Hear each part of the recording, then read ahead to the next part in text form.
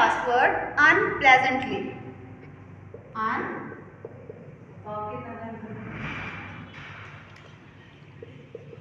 अनप्लेजेंटली, नाखुशगवार,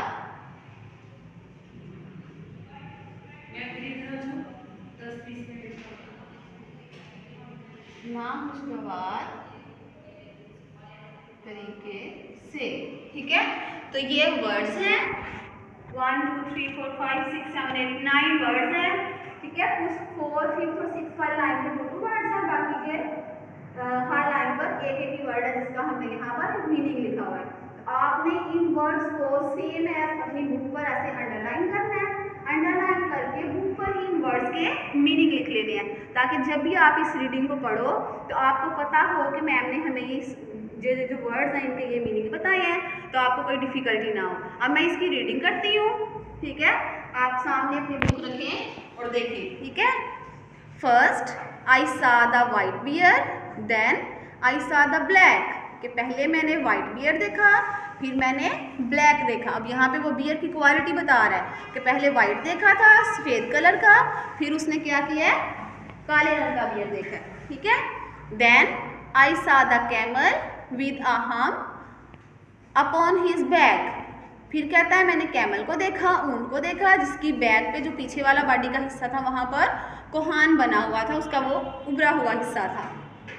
ये भी वो उसने क्या किया है, कैमल जो है उसकी उसने क्या बताई है, क्वालिटी बताई है कि उसकी बॉडी के ऊपर हम्प बना होता है। Then I saw the grey wolf, कहते इसके बाद मैंने भूरे रंग का भेड़िया देखा, with mutton in his mouth, जिसने क्या किया था, अपने मुंह के अंदर गोश्त का टुकड़ा रखा हुआ था, बकरे का गोश्त रखा हुआ था।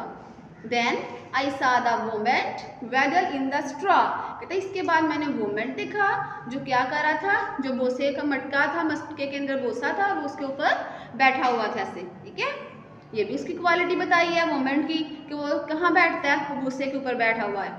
Then I saw the elephant a waving of his trunk, कहते फिर मैंने हाथी को देखा जो क्या कर रहा था, अपनी सूंड को लहरा रहा था, यानी कि ऊपर नीचे कर रहा था, ऐसे अगर हम किसी को ऐसे वेव करके बुलाएं, कुछ इशारा करें।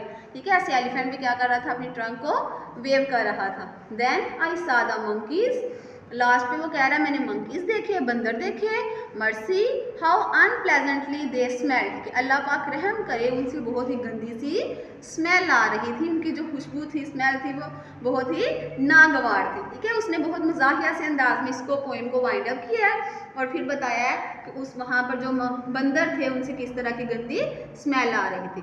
आप भी बहुत दफ़ा जू गए होंगे, आपने भी डिफरेंट एनिमल्स को देखा होगा, उनकी क्वालिटीज़ जो हैं वो आपको पता होंगी, तो ज़रूर शेयर कीजिएगा कि आपने किस एनिमल को देखा, आपको उसमें कौन सी चीज़ जो है वो ज़्यादा अच्छी लगी, आपको क्या स्पेशल उसमें लगा। ठीक है, अब आपने घर में इस जो पेज नंबर 64 है इसको रीड आउट भी करना है। ठीक है, पोएम को, और साथ में इन वर्ड्स के मीनिंग भी अंडरलाइन करके वहाँ मेंशन कर देना है।